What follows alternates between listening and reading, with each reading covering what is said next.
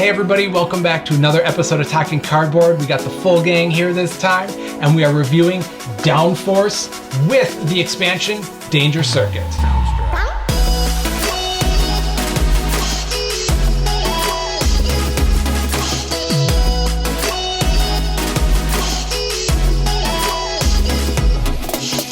As per usual, we have our regular crew here. I'm George, John, Corey, Kaler. Downforce is a Restoration Games product. Well, not really a product. What Restoration Games does is they take old games, they dust them off, modernize them, and reprint them for a newer age of audience. Originally, Downforce was from the 1980s. It got a little update in the 90s, and then now, almost 30 years later, we have the game we have today. The expansion was just brought out in 2018, so we wanted to add it to our game and give a review of that full product. For those of you who don't know, Downforce is a game where there is some betting, there is some auctioning, and then you are moving your cars, or the cars you bet on, around the track as fast as you can. It is a fast-paced, it is full of money, and a lot of kind of backstabbing too, because you don't need your car to win in order to win the most money. Let's go right away to the pros. John, what do you think some of the highlights of this game? I really like the mechanics of this game, from the auction system at the beginning, and then you have all these cards that you get to form your hand that have numbers with the color race car, and based on the numbers you're going from top to bottom and moving each car by the number it displays. And this kind of creates like a balance of trying to move your cars the fastest, but you're also helping out everyone else at the same time for most purposes on the cards. I mean, there are a few that will just, you have your boost card, they'll let you go 8 spaces, or you have cards that are wild in one other color, but really figuring out how to manage that hand to get your car to the end, or the car you're betting on to the end quickest, is really entertaining, I think, and adds to the strategy and theme of the game. Yeah, definitely. And you can be playing off each other too. So just because your car is in last place, if you're betting on everybody else's, you can still do just fine. Corey, what do you think some of the pros of this game are? I really enjoy that this is not strictly just a racing game. I love the auction mechanisms. I love the bidding on different cars. You don't need your car to win the game. I love that aspect of it. There are different betting lines as you go around the track, betting line 1, 2, and 3, and as the front car passes each line, you actually place a bet on who you think is going to win the race. And it doesn't have to be your color car that you auction for in the beginning of the game. So I find that really cool. So you're trying to balance not only your hand of cards and where you think the cars are going to move based on what you have, but you're trying to second guess what other players are betting on, and how far they're going to push their cars forward as well. So I think that's really cool. I think if it was just strictly just a racing game, it wouldn't be as dynamic, it wouldn't be as much going on, but I love that back and forth tension of betting on who and betting on them when. Yeah. So Kaler, what is some of the positive strategy elements that you've learned from this game? Really, I don't think I've won this game quite yet, but I think a lot of it is really not betting up, buying the cars at the beginning. Because I find the best strategy really is to just have one car and kind of bank on that based off of the card hand that you have, and then kind of follow the bet and kind of see where everyone's at to try to bet the best to get the most bang for your buck there. And get it for the best price you can too, so you're not overspending. Yeah. John, can you go into details on the expansion a little bit? So the expansion brings in 2 new racetracks plus 6 new special abilities for people. The tracks, I think, with the new expansion are much more interesting and dynamic. I mean, you've got the mountain pass, I can't remember what it's called, where you have rubble in the road and you can only use these unsafe zones to pass cars, but you can't actually end your turn in these spots. And then you have the speedway, which has these loops you're going through, which causes tons of congestion between the cars, kind of boxing people out.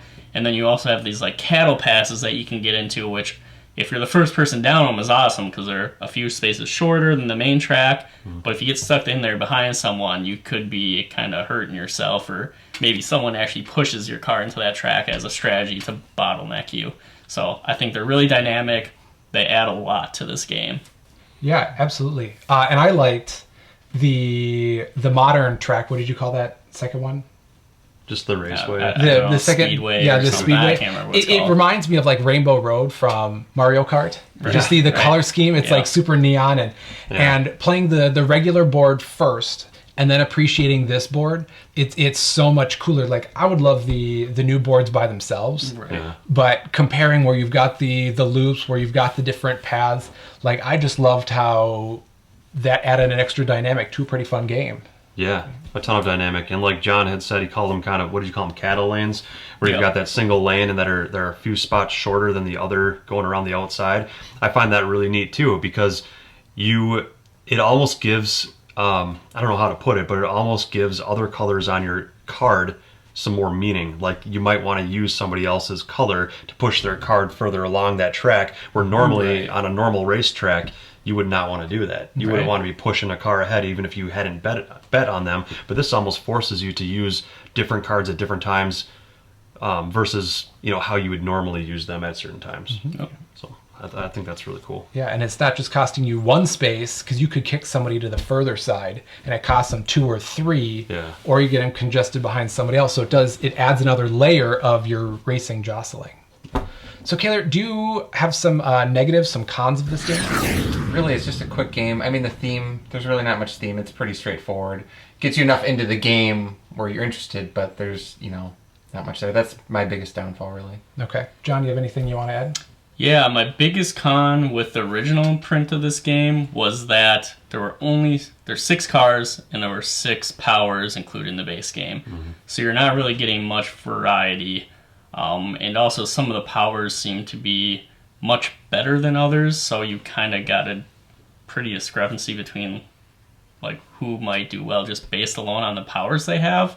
But the expansion throwing in these 6 new powers really changes that dynamic. I mean, it just seems way more balanced in this new version with the expansion. Yeah, agreed.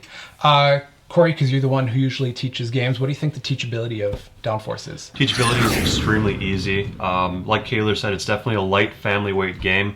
One that you can just, obviously just pull out, show what the cards do. It's very laid out very nicely. You just go from top to bottom with the different color cars, and that's how many spots they move.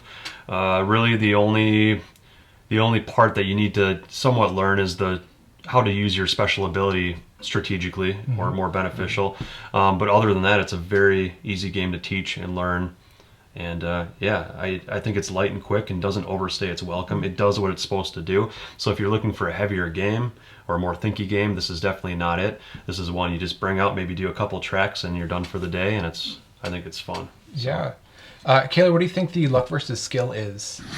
I really think that there's really not much luck involved, because it's all just skill-based, based off of the numbers in the card and how you want to play it.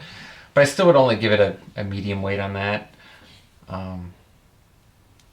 Some of the luck comes into what other players are playing on their cards. But it's their Yeah, skill. you got the It is. skill of trying to predict maybe what other people are going to do, or know that eventually a card they play is going to have your color on it, and how to preempt kind of that. I suppose or you plan are out only your- given a certain hand of cards Yeah, right, too yeah, that you can right. deal with. Yep. But you can still manipulate and make your car look much more attractive for other Yeah, people for to be someone to pushing move along up. and betting Yeah. on. That's Yeah. true. Yeah, but that's another meta of the game that I don't know how many of us really touch on that. And Right. Just me, probably. I got there and I won last time.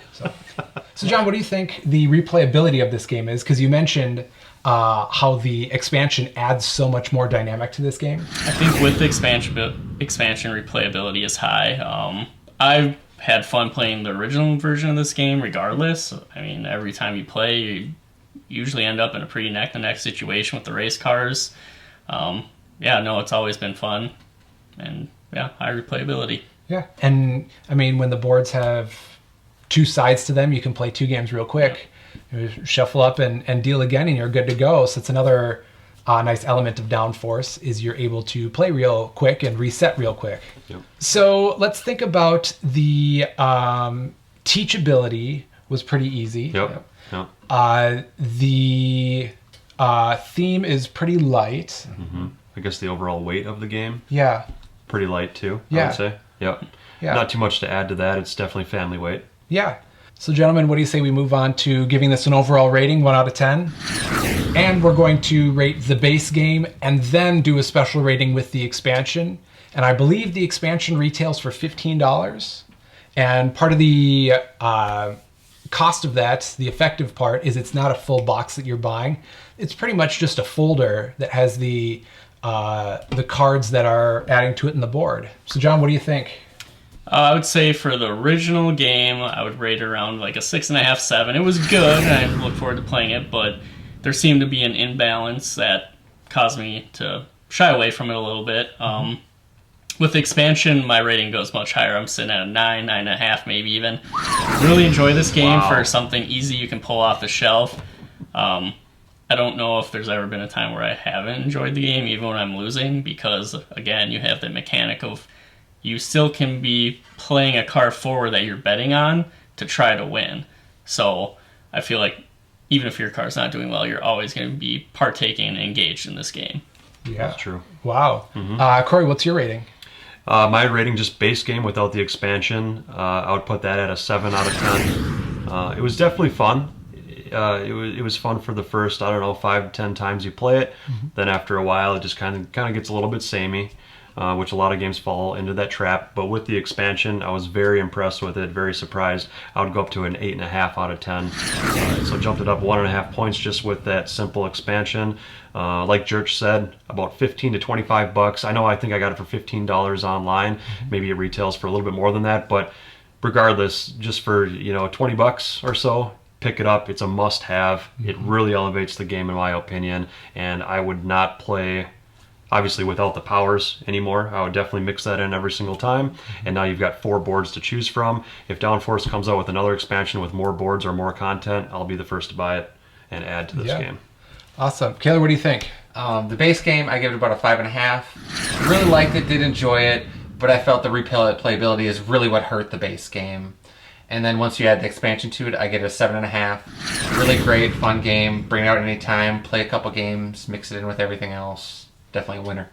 Yeah. So we can have one final judgment on if you should buy it, if your group should buy it. John, I'm pretty sure I know what you're going to say. So yeah, I don't think this retails for too high, so I'd say it's probably a worthy buy if you're just looking for something light to fill your shelf with. What do you say, family versus gamer? Do you think if you have like a hardcore game group versus a family, that would change your opinion at all? I think this could really be for anyone. Easy for a family to pick up and play on a game night. Also good for a hardcore gaming group to have as like a kind of break game, filler. You pay that heavy euro or Definitely something nice that filler. Corey likes, and you hit a round of Downforce to kind of brush that off and move on. Yeah. Church, what's your rating on these?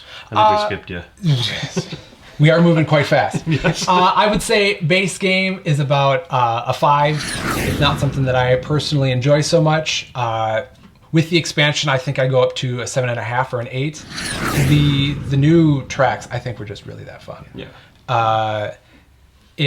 This game gives me a lot of analysis paralysis, which usually does. So I try to just force myself, not think, just play fast. I also think that there's different layers of the wagering and auctioning that can go into play too. So there's some kind of meta game.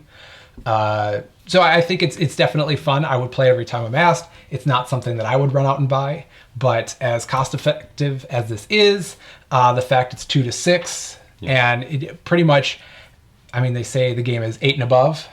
So I know, Kayla, do you think your middle son would be okay? I think my 7-year-old definitely could pick this one up, no problem. Yeah, so it's good for the family. It's light, it's fast, but it can go for deep gamers too. So we definitely think you and your group should at least try Downforce and probably pick it up.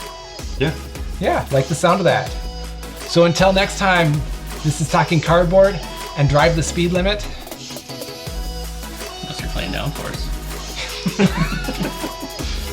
Good one, John.